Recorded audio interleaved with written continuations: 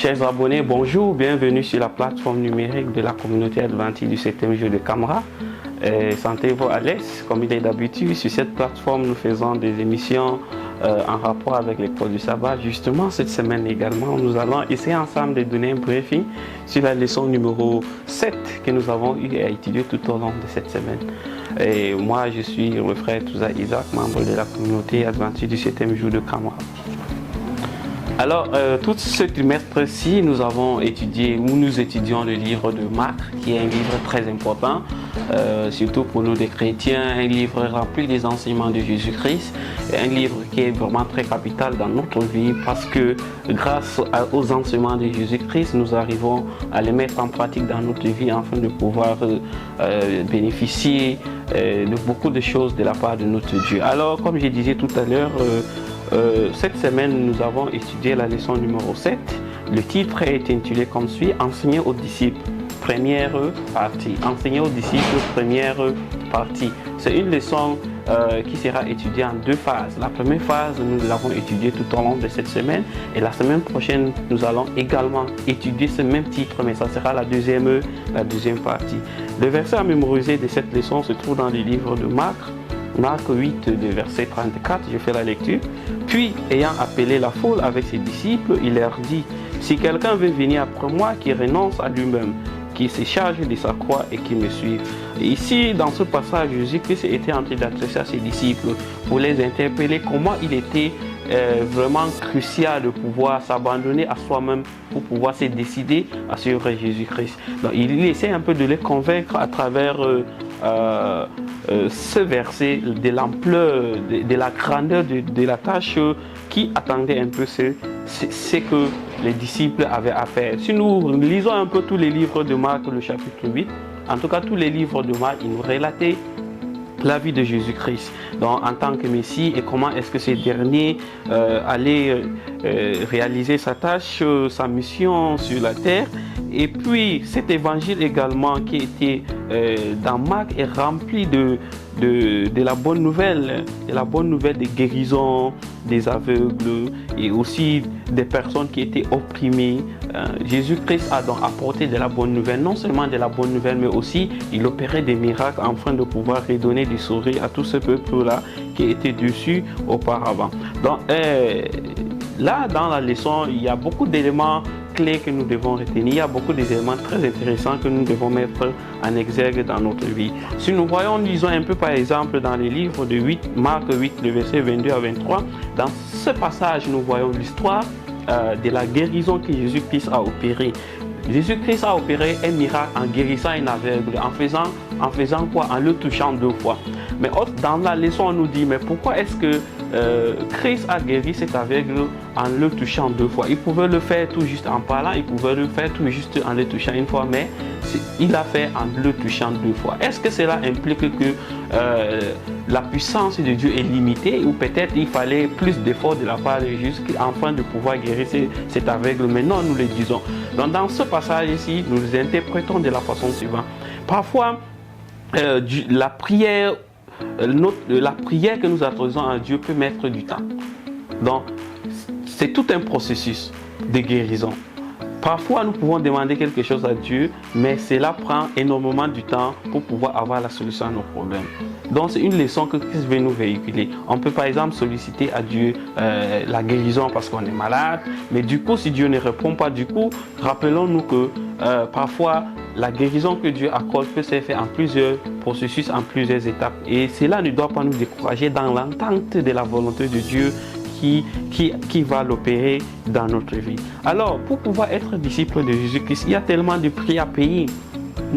Comme nous l'avons lu dans le verset de tout à l'heure, Jésus-Christ était en train de rappeler à ses disciples comment est-ce qu'il était très important de pouvoir se décider de l'ampleur de la tâche. Être disciple de Jésus-Christ n'est pas une chose facile. Il y a tellement de choses que nous devons traverser pour pouvoir réaliser la tâche que Christ nous a confiée. Nous lisons dans les livres de Marc, le chapitre 8, verset 31 au verset 38, je fais la lecture. Alors il commença à apprendre qu'il fallait que le Fils de l'homme souffrit beaucoup, qu'il fut rejeté par les anciens et les principaux sacrificateurs et par les scribes, qu'il fut mis à mort et qu'il ressuscita 3 jours après. Il leur disait ces choses ouvertement et Pierre, l'ayant pris part, s'est mis à le reprendre. Mais Jésus se retourna en regardant ses disciples et réprimanda Pierre et il dit: arrière de moi, Satan, car tu ne conçois pas les choses de Dieu, tu n'as pas de pensée humaine. Puis, ayant appelé la foule à ses disciples, il leur dit: si quelqu'un veut venir après moi, qui renonce à lui-même, qui s'est chargé de sa croix et qui me suive. Car c'est là qui voudra sauver sa vie, la perdra. Mais celui qui perdra sa vie à cause de moi et la bonne nouvelle la sauvera. Et que sert-il à un homme de gagner tout le monde s'il perd son âme? Que gagnerait un homme en échange de son âme? Car quiconque aura honte de moi et de mes paroles, au milieu de cette génération adultère et pécheresse, le Fils de l'homme aura aussi honte de lui quand il viendra dans la gloire de son Père avec les saints anges. Dans ce passage, Jésus-Christ était en train de rappeler à ses disciples que pour pouvoir être disciple de Jésus-Christ, c'est tout un sacrifice. Il faut parfois abandonner les plaisirs de ce monde. Il faut pouvoir sacrifier soi-même afin de pouvoir le servir. Les disciples ont un prix. Et d'ailleurs, dans le verset 35 de ce passage que nous avons lu, on dit: car celui qui voudra sauver sa vie la perdra, mais celui qui perdra sa vie à cause de moi et de la bonne nouvelle la sauvera. Ça veut dire quoi dans ce passage? Dans ce passage, ça veut dire que si nous voulons être disciples de Jésus-Christ, ça veut dire que nous devons décider, nous devons s'engager et être même prêts à perdre notre vie pour cette cause noble. Beaucoup de personnes dans la Bible ont été crucifiées comme Jésus, ont été tuées, ont été jetés en prison parce qu'ils se sont engagés à enseigner la parole de Dieu. Tout ça, c'est parce qu'ils ont su qu'en perdant cette vie, à cause de la bonne nouvelle du Christ, ils auront cette vie-là après la fin de ce monde. Donc, il en est également de même pour nous en tant que chrétiens qui sont engagés à être disciples de Jésus-Christ, à pouvoir se décider, à pouvoir être dans un enfant de Dieu, à pouvoir être dans des enfants de Dieu qui sont prêts à pouvoir subir des chantements pour la cause noble du métier de Christ. Et d'ailleurs, il est écrit quelque part dans la Bible que si ta main t'empêche de pouvoir entrer dans le royaume de Dieu, alors il faut couper cette main et la jeter. Si c'est ton pied, alors il faut le faire pareillement. Qu'est-ce que cela veut dire? Ça veut dire que nous devons nous priver des biens, de nos plaisirs, de tout ce que nous aimons le plus cher afin de pouvoir s'accrocher à la parole de Dieu. Et c'est là représentera le prix que nous pouvons gagner pour l'évangile éternel. Et d'ailleurs, Jésus-Christ nous le recommande d'ailleurs. Et il nous interpelle, il appelle chacun de nous à être son enfant, à être son disciple. Qui est le plus grand? Qui est le plus grand? Le plus grand ici, c'est celui-là qui se considère comme étant le plus petit. Lisons le livre de Marc 9, le verset 30 au 41. Il partit de là et traverse la Galilée. Jésus ne voulait pas qu'on le sût. Il enseignait ses disciples et il leur dit: le Fils de l'homme sera livré entre les mains des hommes. Ils les feront mourir et 3 jours après qu'il aura été mis à mort, il ressuscitera. Mais les disciples ne comprenaient pas cette parole. Ils craignaient de l'interroger. Ils arrivèrent à Capernaum. Lorsqu'ils furent dans la maison, Jésus leur demanda: quoi discutez-vous en chemin? Mais ils gardèrent le silence. Car en chemin, il avait discuté entre eux pour savoir qui était le plus grand. Alors, il s'assit, appela les 12 et leur dit: si quelqu'un veut être le premier, il sera le dernier de tous et le serviteur de tous. Et il prit un petit enfant et le plaça au milieu d'eux. Et l'ayant pris dans ses bras, il leur dit: quiconque reçoit en mon nom un de ces petits enfants me reçoit moi-même. Et quiconque me reçoit non pas moi-même, mais celui qui m'a envoyé. Donc là, dans ce verset-ci, nous voyons comment est-ce que Jésus-Christ est en train d'enlever dans la tête de ses disciples ces concepts qu'ils avaient sur la notion de qui le plus grand. Donc le plus grand ici, c'est celui qui se rabaisse comme un enfant. C'est celui qui se met au service des autres. C'est celui qui travaille pour les autres, qui est au service des autres. C'est ça qui est plus grand. On n'est pas plus grand parce qu'on a beaucoup d'argent, on n'est pas plus grand parce qu'on a beaucoup de pouvoir sur les autres, on n'est pas plus grand parce qu'on est chef, on est leader, mais on est plus grand parce qu'on s'est rabaissé, on est là pour servir les autres. Et quand on veut être disciple du Christ, on est là, on est appelé, j'allais dire, à être le plus petit à recevoir Christ dans notre vie, à être au service des autres. Beaucoup de leaders de nos jours, beaucoup de jeunes chrétiens, beaucoup de croyants, beaucoup de pasteurs, beaucoup de jeunes qui sont dynamiques pour la propagation de la parole de Dieu se découragent parce que ces derniers peut-être souhaiteraient avoir une place le plus appropriée dans des endroits qui sont. Mais Christ nous interpelle en disant qu'on n'est pas obligé d'avoir ces places.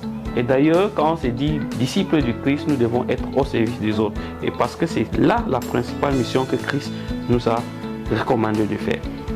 Alors, un autre aspect de la leçon nous parle également de l'homme en bonne santé et en enfer. Donc, au début, ce passage peut sembler être une collection d'enseignements disparates de Jésus, que nous sommes toujours dans les livres de Marc, chapitre 9.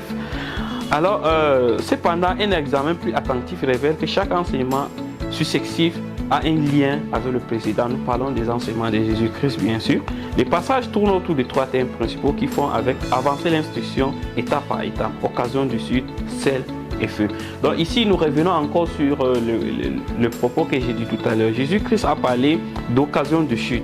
Il a parlé, par exemple, si ta main est pour toi une occasion de chute, alors il faut couper cette main. Si ton pied est pour toi une occasion de chute, alors il faut couper ses pieds. Là, qu'est-ce que ça veut dire ici? Ça veut dire tout simplement occasion de chute. Jésus-Christ ne nous demande pas de couper sa main ou de couper ses pieds, non, ou de percer ses yeux, non. Mais ce sont des choses auxquelles nous accrochons de plus. Ce sont des choses auxquelles, les choses du monde auxquelles nous accrochons et que cela nous empêche d'atteindre notre but qui est le royaume du ciel. Alors si c'est cela, vaut mieux abandonner ces choses afin de pouvoir décider être du côté du Christ. Alors, le Seigneur fait usage de l'hyperbole. Donc, dans ce passage, c'est un peu de l'hyperbole pour faire valoir son point de vue. Si le fait de perdre une main ou un œil est terrible, combien plus ce serait un désastre pour les chrétiens de pécher. Alors, c'est vraiment profond ce verset.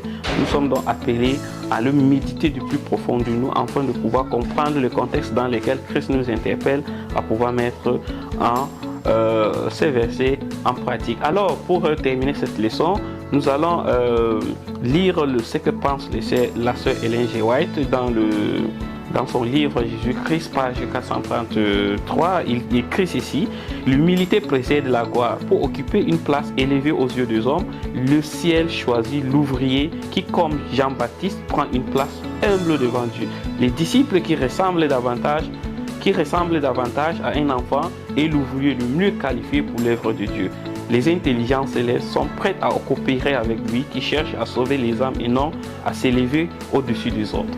À travers ces passages, nous interpellons chacun de vous. Chaque chrétien qui décide d'être grand dans le royaume de Dieu est obligé de se rabaisser comme cet enfant.